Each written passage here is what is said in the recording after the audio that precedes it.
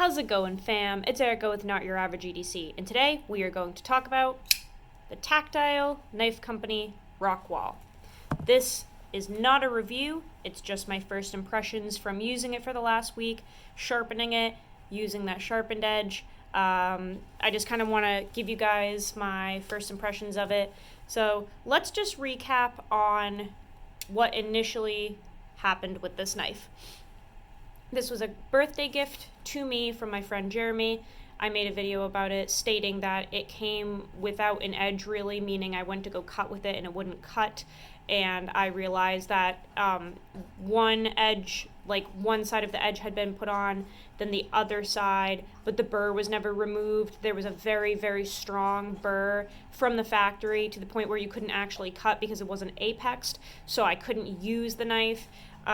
So that was kind of a bummer because as far as I know, these are $299. So not being able to use the knife right out of the box, kind of a bummer. So I did a little bit of a torture test with it as a joke, made a whole joke video about it, and then I actually got to sharpening the knife and using it. So I did put my own edge on it. I put a polished edge on. I've been using it for a week now. Let me just talk very quickly about the sharpening progression that I used, and then we will talk about how the edge is now and what I think of this knife so far.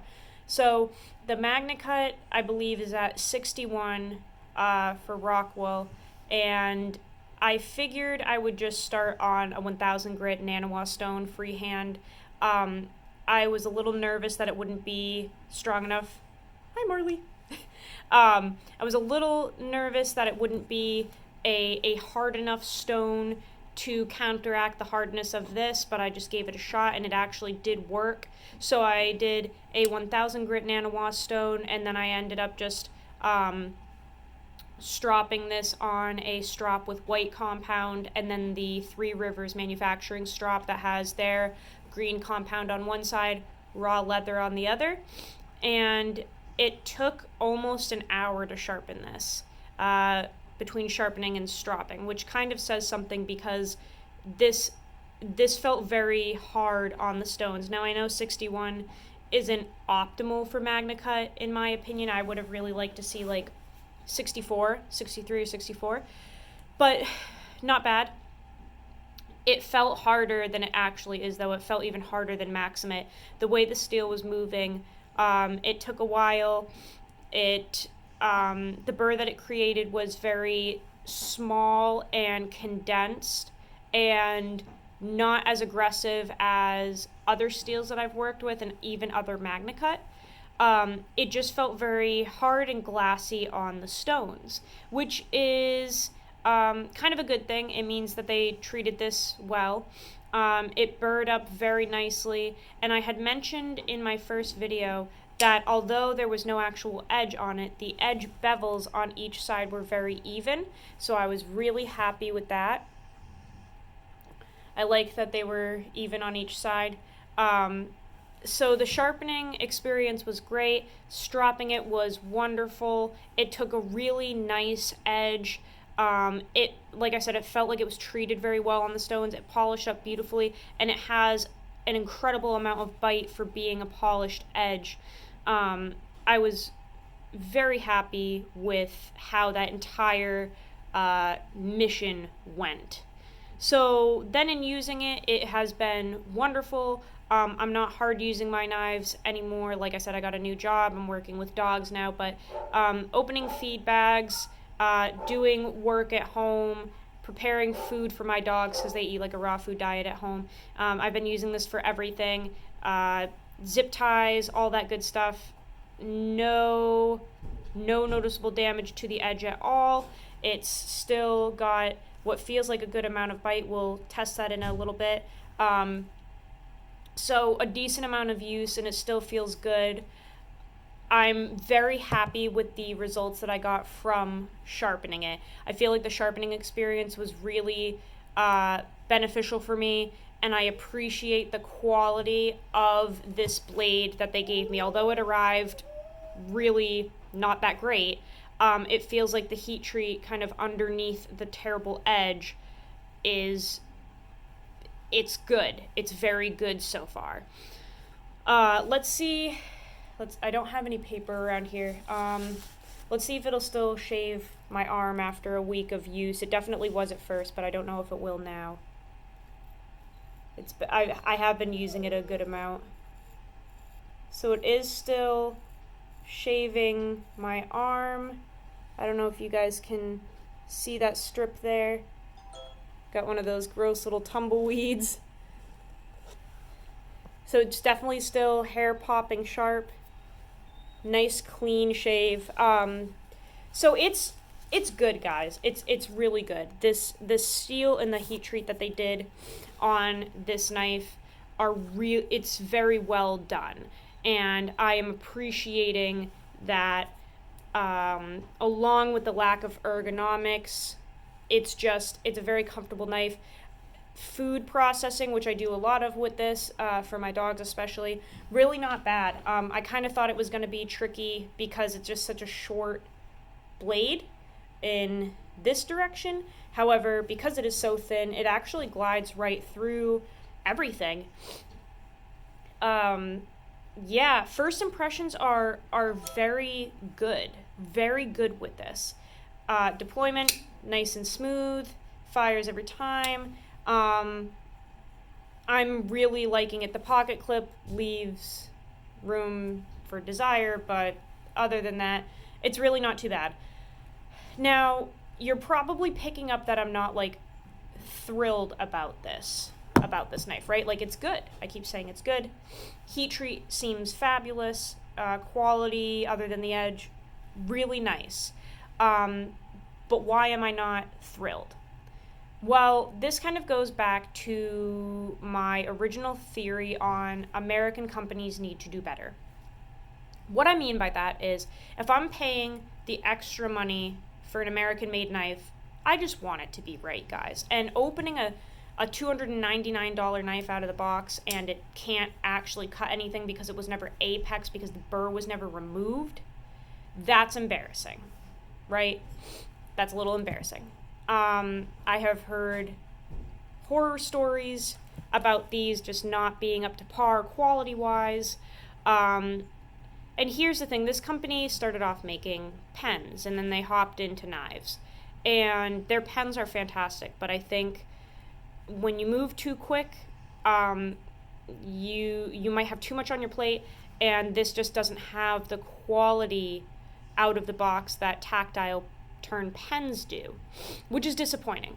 These are made in Texas, American made, American company, really should be doing better, and they're just not.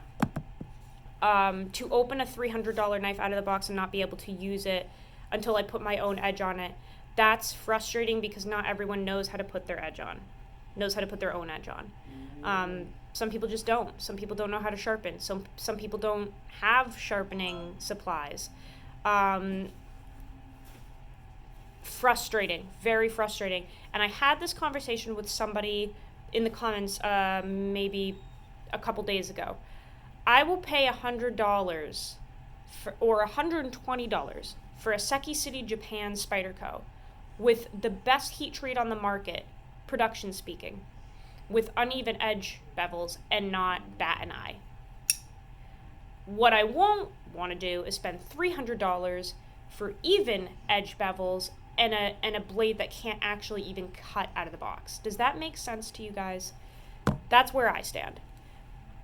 The Japanese Spydercos are incredible, and sometimes, a lot of the time, their edge bevels are just uneven, but the heat treat is spot on, and their hair popping sharp, hair whittling sharp out of the box.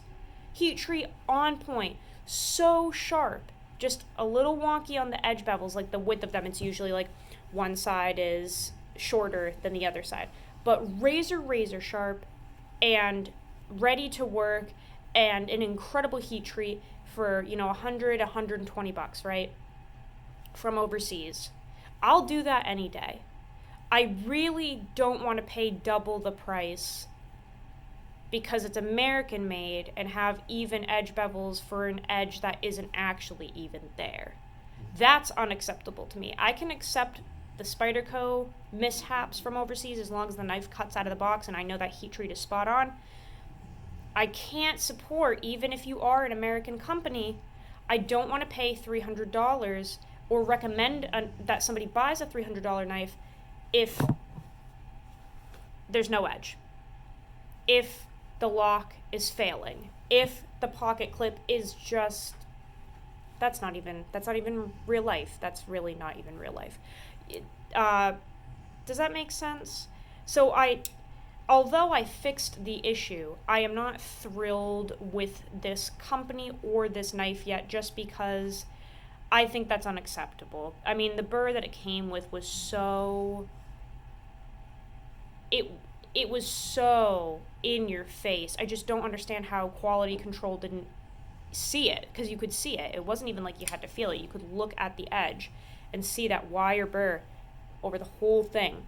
So how that passed quality control, I don't know. And for this price point, it really just can't be happening, in my opinion. Especially because I hold American makers to such a high standard. Because it is easy for us to just buy a $50 really well-made Chinese knife, a Kaiser, a Wii, a Civivi. You know what I'm saying? Like, I would not personally do that, but a lot of people do and will. If this is our representation of an American knife company, well, why wouldn't you go pay more than, half the price less for something that's just going to be right? So, still using this, still testing it. So far so good, just not the best introduction to Tactile Knife Company for me. But I will continue using this, continue working with the steel. I am very impressed with how it's holding an edge. The sharpening experience was fantastic, and this polished edge is just crushing it so far. I'm really not the biggest fan of polished edges. However, I've been practicing them and working with different grits to get a polish with bite, as opposed to just glassing it right out. So I've been using this. It's pretty dirty, but still really nice looking. And it's cutting incredibly well and razor sharp. So this Magnica can be taken to a decently high polish and still perform very, very well from what I'm noticing. That's my first impressions, guys. I will see you on the next video. Videos are going to be very sporadic from here on out for the foreseeable future. We are pretty sure we're just going to pack up and drive to California at this point. We just don't have anywhere to go here. There is nowhere that exists, so we are just going to actually pack up and drive. So we're going to go out to one of my best friends, Jeremy, over at Bumblebee EDC, and I think we're just going to hit the road and try to start over out there, because there's tons of jobs, housing, and we're just going to pray for the best. So videos might be really spotty while we're packing up and traveling and who knows what, but I will try to give you guys content as best as I can. I'm just also trying to keep a clear head and stay focused, and I think that's why I'm so monotone lately and not even using Instagram. It's just I have tunnel vision on getting housing for my family. Tunnel vision. I can't even focus on anything else. It's crazy. But you guys have supported me throughout this whole journey, so I feel like the least I can do is give you a little content to hold you over, because you guys supported me. I want to support you. So I will do the best I can, guys. I'm trying here. Thank you for watching. I appreciate all of you guys so much. Go use yo shit, and I will see you on the next video. Love you all.